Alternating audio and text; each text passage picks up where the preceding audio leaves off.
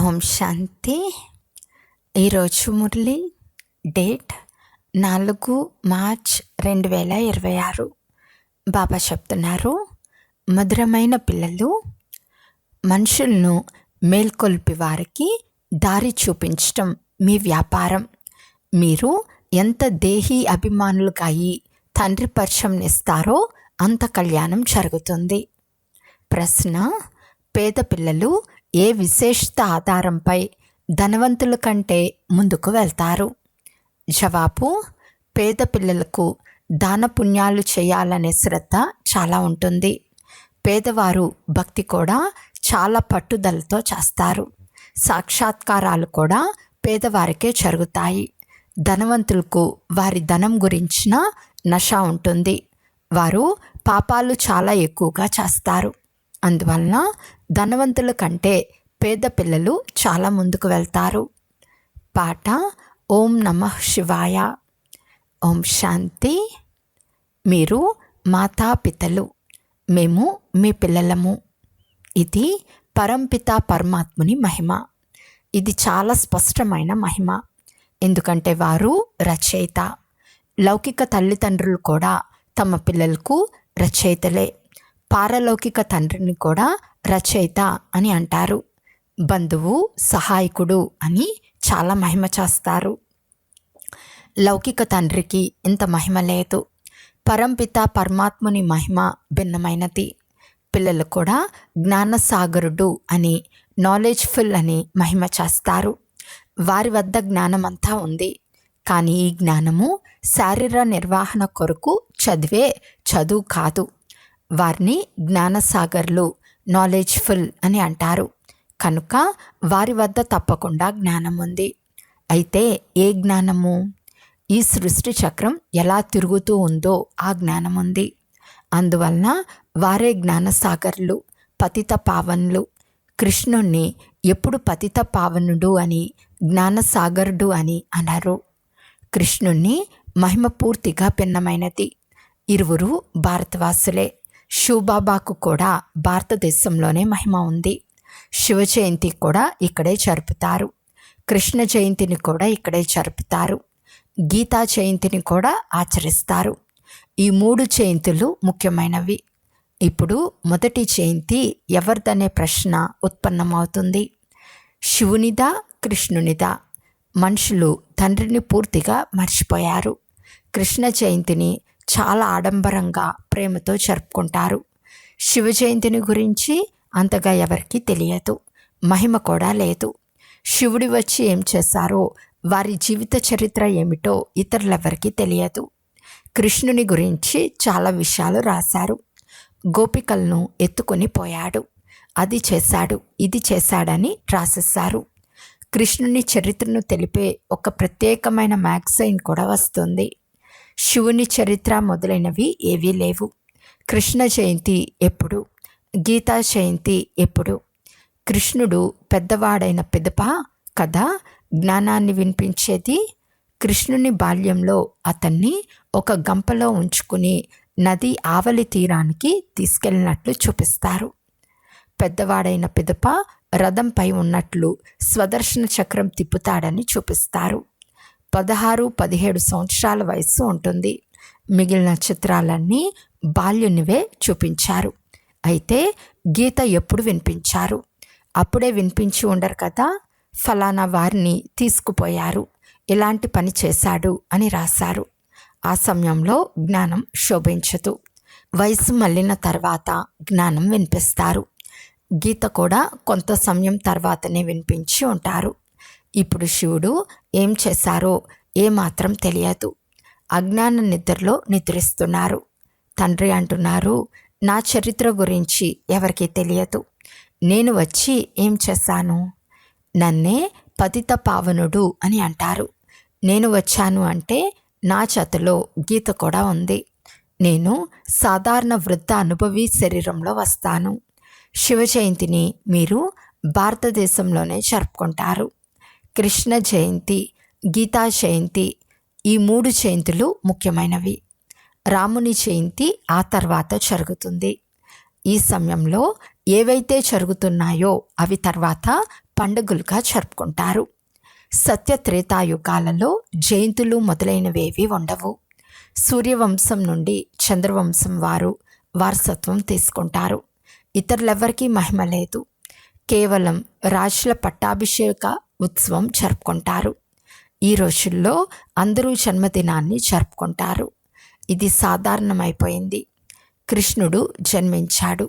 పెద్దవాడైన పిదప రాజ్యపాలన చేశాడు. ఇందులో మహిమ చేసే విషయం ఏదీ లేదు. సత్యత్రేతాయుగాలలో సుఖవంతమైన రాజ్యం నడుస్తూ వచ్చింది. ఆ రాజ్యం ఎప్పుడు ఎలా స్థాపన అయిందో పిల్లలైన మీ బుద్ధిలో ఉంది. తండ్రి అంటున్నారు, పిల్లలు, నేను కల్పం యొక్క సంగం యుగంలో వస్తాను. కలియుగ అంతిమ సమయంలో పతిత ప్రపంచం ఉంటుంది. సత్యుగ ఆది సమయంలో పావన ప్రపంచం ఉంటుంది. నేను తండ్రినైనందున పిల్లలైన మీకు వారసత్వం కూడా ఇస్తాను. కల్పక్రితం కూడా మీకు వారసత్వం ఇచ్చాను. అందుకే మీరు పండుగ జరుపుకుంటూ వచ్చారు. కానీ పేరు మర్చిపోయినందున కృష్ణుడి పేరు వేసేశారు. అందరికంటే గొప్పవాడు శివుడు కదా. మొదట వారి జయంతి జరిగిన పిదప సాకార మనుషుల జయంతి జరుగుతుంది. వాస్తవానికి ఆత్మలన్నీ పైనుండే క్రిందకు వస్తాయి. నాది కూడా అవతరణే. కృష్ణుడు తల్లి గర్భం ద్వారా జన్మించాడు, పాలన తీసుకున్నాడు. అందరూ పునర్జన్మల్లోకి వచ్చి తీరాలి. శివబాబా పునర్జన్మలు తీసుకోరు, కానీ రావటం అయితే వస్తారు కదా. ఈ విషయాలన్నీ తండ్రి కూర్చుని అర్థం చేయిస్తున్నారు. బ్రహ్మ విష్ణు శంకరులను త్రిమూర్తులుగా చూపిస్తారు కదా. బ్రహ్మ ద్వారా స్థాపన చేస్తారు. ఎందుకంటే శివునికి తన సొంత శరీరం లేదు. వారే స్వయంగా కూర్చుని చెప్తున్నారు, నేను ఇతని వృద్ధ శరీరంలో వస్తాను. ఇతనికి తన జన్మల గురించి తెలియదు. ఇది ఇతని అనేక జన్మల అంతిమ జన్మ. మొట్టమొదట ఇది అర్థం చేయించవలసి వస్తుంది. శివ జయంతి గొప్పదా, శ్రీకృష్ణుని జయంతి గొప్పదా? ఒకవేళ కృష్ణుడు గీతను వినిపించి ఉంటే గీతా జయంతి శ్రీకృష్ణ జయంతి కంటే చాలా సంవత్సరాల తర్వాత కృష్ణుడు పెద్దవాడైన పిదప జరుగుతుంది. ఇవన్నీ అర్థం చేసుకునే విషయాలు కదా. కానీ వాస్తవానికి శివ జయంతి తర్వాత వెంటనే గీతా జయంతి జరిగింది. ఈ పాయింట్లు కూడా బుద్ధిలో ఉంచుకోవాలి. పాయింట్లు అయితే అనేకమున్నాయి, రాసుకోకుంటే గుర్తుండవు. ఈ బాబా నాకు చాలా దగ్గరగా ఉన్నాడు. ఈ బాబా నా రథం. అన్ని పాయింట్లు సమయానికి గుర్తు రావటం కష్టమని ఇతను కూడా అంటాడు. అందరికీ ఇరువురి తండ్రుల రహస్యాన్ని తెలపమని బాబా చెప్తున్నారు. శివబాబా జయంతి జరుపుతారు అనక తప్పకుండా వచ్చి ఉంటారు కదా. యేసుక్రీస్తు, బుద్ధుడు మొదలైన వారు వచ్చి తమ ధర్మాన్ని స్థాపన చేసినట్లు చెప్తారు. వారి ఆత్మ కూడా శరీరంలో ప్రవేశమై ధర్మస్థాపన చేస్తుంది. వారు హెవెన్లీ గాడ్ ఫాదర్, సృష్టి రచయిత కావున వారు తప్పకుండా నూతన సృష్టిని రచిస్తారు. వారు పురాతన సృష్టిని రచించరు. నూతన సృష్టిని స్వర్గమని అంటారు. ఇప్పుడుండేది నరకము. బాబా అంటున్నారు, నేను కల్పం యొక్క సంగం యుగంలో వచ్చి పిల్లలైన మీకు రాజయోగ జ్ఞానాన్ని ఇస్తాను. ఇది భారతదేశపు ప్రాచీన యోగము. ఎవరు నేర్పించారు? శివబాబా. శివబాబా పేరును మాయం చేసేసారు. గీతా భగవానుడు కృష్ణుడు అని అంటారు. అతనికి విష్ణువు అని మొదలైన పేర్లు పెడతారు. శివబాబా రాజయోగం నేర్పించి ఉండినారు, కానీ ఇది ఎవరికీ తెలియదు. శివ జయంతి అని నిరాకార జయంతినే చూపిస్తారు. వారు ఎలా వచ్చారు? వచ్చి ఏం చేశారు? వారు సర్వుల సద్గతి దాత, ముక్తి దాత, మార్గదర్శకులు. ఇప్పుడు సర్వాత్మలకు మార్గదర్శకులైన పరమాత్మ అవసరమై ఉన్నారు. వారు కూడా ఆత్మనే. మనుషులకు మార్గంను చూపించేవారు మనుషులైనట్లు ఆత్మలకు మార్గాన్ని చూపించేవారు కూడా ఆత్మగా ఉండాలి. వారిని సుప్రీం ఆత్మ అని అంటారు. మనుషులందరూ పునర్జన్మలు తీసుకుని పతితులుగా అవుతారు. వారిని పావనంగా చేసి వాపస్ తీసుకెళ్లేది ఎవరు? తండ్రి అంటున్నారు, నేను వచ్చి పావనంగా తయారయ్యే యుక్తి తెలిపిస్తాను. మీరు నన్ను స్మృతి చేయండి. దేహ సంబంధములను వదలమని కృష్ణుడు చెప్పలేడు. అతను 84 జన్మలు తీసుకుంటాడు. అన్ని సంబంధాల్లో వస్తారు. తండ్రికి తన శరీరం లేదు. మీకు ఈ ఆత్మిక యాత్రను తండ్రి నేర్పిస్తున్నారు. ఇది ఆత్మిక తండ్రి ఆత్మిక పిల్లలకు తెలిపిన ఆత్మిక జ్ఞానం. కృష్ణుడు ఏ ఆత్మలకు ఆత్మిక తండ్రి కాదు.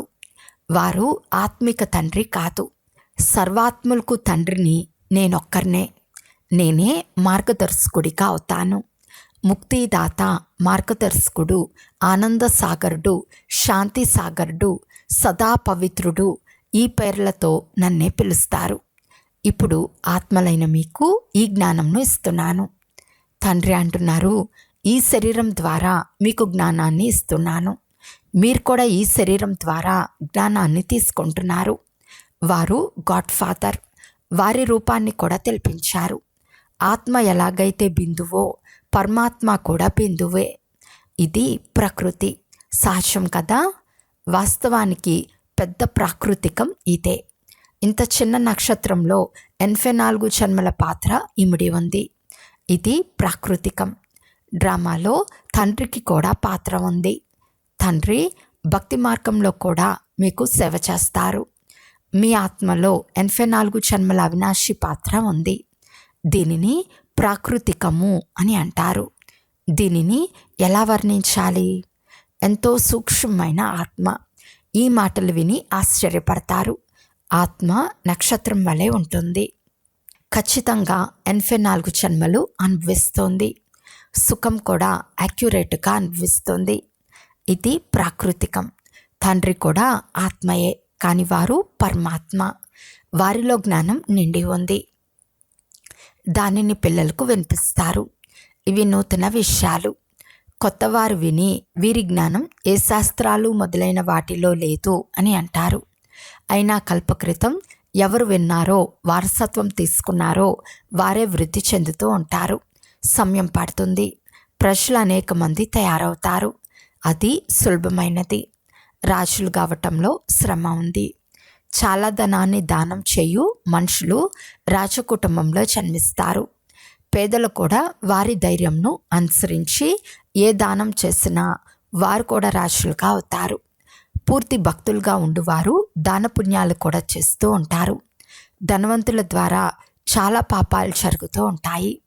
పేదవారిలో చాలా శ్రద్ధ ఉంటుంది. వారు చాలా ప్రీతిగా కొంచెం దానం చేసినా వారికి చాలా ఎక్కువగా ఫలితం లభిస్తుంది. పేదవారు భక్తి కూడా ఎక్కువగా చేస్తారు. దర్శనం ఇవ్వకపోతే మేము గొంతు కూడా కోసుకుంటామని అంటారు. ధనవంతులు అలా చేయరు. సాక్షాత్కారాలు కూడా పేదవారికే జరుగుతాయి. దానపుణ్యాలు కూడా వారే చేస్తారు. రాజులుగా కూడా వారే అవుతారు. ధనవంతులకు అహంకారం ఉంటుంది. ఇక్కడ కూడా పేదలకు 21 జన్మల సుఖం లభిస్తుంది. పేదవారు ఎక్కువగా ఉన్నారు. ధనవంతులు చివరిలో వస్తారు. అంతా ఉన్నతమైన భారతదేశం ఇంత పేదగా ఎలా అయిందో మీకు తెలుసు. భూకంపాలు మొదలైన వాటిలో భవనాలు మొదలైనవన్నీ శిథిలమైపోతాయి. అందువలన పేదలుగా అయిపోతారు. రావణ రాజ్యం మొదలైనందున హాహాకారాలు జరుగుతాయి. మళ్ళీ అటువంటి వస్తువులు ఉండవు. ప్రతి వస్తువుకు కొంత ఆయువు ఉంటుంది కదా. అక్కడ మనుషులకు ఆయువు ఎలాగైతే పెద్దదిగా ఉంటుందో అలాగే భవనాలకు కూడా ఆయువు ఎక్కువగా ఉంటుంది. బంగారంతో, మార్బుల్తో పెద్ద పెద్ద భవనాలు తయారవుతాయి. బంగారు భవనాలైతే ఇంకా ఎక్కువ దృఢంగా ఉంటాయి. నాటకాలలో కూడా చూపిస్తారు కదా. యుద్ధాలు జరిగితే ఇల్లు భవనాలు కూలిపోతాయి. తుంటాలు తుంటాలుగా విరిగిపోతాయి. మళ్ళీ తయారవుతాయి. వారు నాటకాలలో అలా ముందే తయారు చేసుకుని ఉంటారు. స్వర్గంలో భవనాలు మొదలైనవి తయారు చేయు మేస్త్రీలు ఎలా తయారు చేస్తారో నాటకాల్లో చూపించారు. కానీ అదే భవనాలు మళ్ళీ తయారవుతాయని భావిస్తారు. పోను పోను మీకు అన్నీ సాక్షాత్కారం అవుతాయని వివేకం చెప్తుంది. ఈ విషయాలతో పిల్లలకు ఎలాంటి సంబంధము లేదు. పిల్లలు బాగా చదువుకోవాలి, స్వర్గానికి యజమానులు కావాలి. స్వర్గము నరకము అనేక మార్లు వచ్చి వెళ్ళాయి. ఇప్పుడు రెండు గతించిపోయాయి. ఇప్పుడు ఇది సంగమ సమయము. సత్యుగంలో ఈ జ్ఞానం ఉండదు. ఇప్పుడు పిల్లలైన మీకు పూర్తి జ్ఞానం ఉంది. లక్ష్మీనారాయణులకు ఈ రాజ్యం ఎవరిచ్చారో ఇప్పుడు పిల్లలైన మీకు తెలుసు. వారు ఈ వారసత్వాన్ని ఎవరి నుండి పొందారు? ఇక్కడ చదువుకుని స్వర్గానికి యజమానులుగా అవుతారు. మళ్ళీ అక్కడకు వెళ్ళి భవనాలు మొదలైనవి తయారు చేస్తారు. సర్జన్లు కూడా పెద్ద పెద్ద ఆసుపత్రులు నిర్మిస్తారు కదా. పిల్లలైన మీకు తండ్రి ప్రతిరోజు మంచి మంచి పాయింట్లు వినిపిస్తున్నారు. మనుషులను మేల్కొల్పటం, వారికి మార్గదర్శన చేయటం మీ కర్తవ్యం. తండ్రి కూర్చుని ఎంతో ప్రీతిగా అర్థం చేస్తున్నారు. దేహాభిమానం పనికిరాదు. తండ్రికి ఎప్పుడూ దేహాభిమానం ఉండదు. దేహి అభిమాని కావటంలోనే శ్రమ కలుగుతుంది. ఎవరైతే దేహి అభిమానులకు అయ్యి తండ్రి పరిచయం ఇస్తారో వారు అనేక మందికి కళ్యాణం చేస్తారు. మొదట దేహాభిమానం రావటం వలన ఇతర వికారాలన్నీ వచ్చేస్తాయి. జగడాలాడటం, పోట్లాడటం, నవాబుతనం చూపించటం మొదలైనవన్నీ దేహాభిమానం. ఇది రాజయోగమే, అయినా చాలా సాధారణంగా ఉండాలి. చిన్న విషయంలో కూడా అహంకారం వచ్చేస్తుంది. ఫ్యాషన్గా ఉండే గడియారం చూస్తూనే అది కావాలని మనసులో కోరిక కలుగుతుంది. ఆలోచనలు వస్తూ ఉంటాయి. దీనిని కూడా దేహాభిమానం అనే అంటారు. మంచి శ్రేష్టమైన వస్తువు అయితే చాలా సంభాలన చేయాల్సి ఉంటుంది. ఆ వస్తువు పోతే రకరకాల ఆలోచనలు వస్తాయి. చివరి సమయంలో ఏది గుర్తుకు వచ్చినా పదవి తగ్గిపోతుంది. ఇవన్నీ దేహాభిమానపు అలవాట్లు. సర్వీస్కు బదులుగా డిస్సర్వీస్ కూడా చేస్తారు. రావణుడు మిమ్మల్ని దేహాభిమానులుగా చేశాడు. బాబా ఎంతో సాధారణంగా ఉన్నారో చూడండి. ప్రతి ఒక్కరూ సర్వీస్ గమనించబడుతుంది. మహారథులైన పిల్లలు ప్రత్యక్షం అవ్వాలి. మహారథులకే మీరు ఫలానా స్థానానికి వెళ్ళి ఉపన్యసించామని రాస్తారు. ఒకరినొకరు పిలుచుకుంటూ ఉంటారు. కానీ పిల్లల్లో దేహాభిమానం చాలా ఉంటుంది. భాషణం చేయటంలో బాగుంటారు, కానీ పరస్పరంలో ఆత్మిక స్నేహం లేదు. దేహాభిమానం ఉప్పు నీరులా చేసేస్తుంది. ఏ విషయంలోనూ అలగటం, విసుగు చెందటం పనికిరాదు. అందుకే బాబా అంటున్నారు, ఎవరినైనా ఏదైనా అడగాలి అనుకుంటే బాబాను అడగండి. ఎవరైనా వచ్చి బాబా మీకు ఎంతమంది పిల్లలు అని అడిగితే పిల్లలు లెక్కలేనంతమంది ఉన్నారు. కానీ కొంతమంది కుపుత్రులు, కొంతమంది మంచి మంచి సుపుత్రులు ఉన్నారని బాబా చెప్తారు. ఇటువంటి తండ్రికి మీరు ఆజ్ఞాకారులుగా, నమ్మకస్తులుగా తయారవ్వాలి కదా. అచ్చా, మధురాతి మధురమైన అపురూపమైన పిల్లలకు మాతాపిత బాప్తాతాల ప్రియ స్మృతులు మరియు గుడ్ మార్నింగ్. ఆత్మిక పిల్లలకు ఆత్మిక తండ్రి నమస్తే. ఆత్మిక తండ్రికి ఆత్మిక పిల్లల యొక్క ప్రియ స్మృతులు మరియు నమస్తే నమస్తే నమస్తే. ధారణ కొరకు ముఖ్య సారము. ఫస్ట్ పాయింట్, దేహాభిమానంలోకి వచ్చి ఎలాంటి ఫ్యాషన్లు చేసుకోరాదు. దేనిపైన ఎక్కువ ఆసక్తి ఉంచుకోరాదు. చాలా చాలా సాధారణంగా వ్యవహరించాలి. సెకండ్ పాయింట్, పరస్పరం చాలా చాలా ఆత్మిక స్నేహంతో వ్యవహరించాలి. ఎప్పుడు ఉప్పు నీరులా అవరాదు. బాబాకు సుపుత్రులుగా అవ్వాలి. ఎప్పుడు అహంకారంలోకి రారాదు. ఈరోజు వాగ్దానము. తమ భాగ్యము మరియు భాగ్య విధాత యొక్క గుణగానం చేసే సదా ప్రసన్న చిత్ భవ. జన్మ తీసుకుంటూనే బ్రాహ్మణ పిల్లలందరికీ కిరీటం, సింహాసనం, తిలకం జన్మసిద్ధ అధికార రూపంలో ప్రాప్తిస్తాయి. కనుక మెరిసిపోతున్న ఈ భాగ్య నక్షత్రాలను చూస్తూ తమ భాగ్యము మరియు భాగ్య విధాత యొక్క గుణగానం చేస్తూ ఉంటే గుణ సంపన్నులుగా అయిపోతారు. తమ బలహీనతల గుణగానం చేయకండి. భాగ్యం యొక్క గుణాలను గానం చేస్తూ ఉండండి. ప్రశ్నలకు దూరంగా ఉండండి. అప్పుడు సదా ప్రసన్నచిత్తులుగా ఉండే వరదానం ప్రాప్తిస్తుంది. అప్పుడు ఇతరులను కూడా సహజంగా ప్రసన్నం చేయగలరు. స్లోగన్: ఎకనామీ మరియు ఎకానమీగా నడవటమే బ్రాహ్మణ జీవితంలో సఫలతకు ఆధారము. అవ్యక్త సూచన: నిశ్చయం యొక్క పునాదిని గట్టిగా చేసుకుని సదా నిర్భయంగా నిశ్చంతంగా ఉండండి. నిశ్చయము సదా నిశ్చంతంగా తయారు చేస్తుంది. ఎవరైనా నిశ్చంత స్థితిలో ఉండి ఏ కార్యం చేసినా వారు అందులో సఫలమవుతారు. ఎందుకంటే నిశ్చంత స్థితిలో బుద్ధి యథార్థమైన నిర్ణయం చేస్తుంది. యథార్థ నిర్ణయానికి ఆధారము నిశ్చయబుద్ధి, నిశ్చంత స్థితి. ఈ స్థితిలో ఆలోచించాల్సిన అవసరం కూడా ఉండదు. అచ్చా. ఓం శాంతి.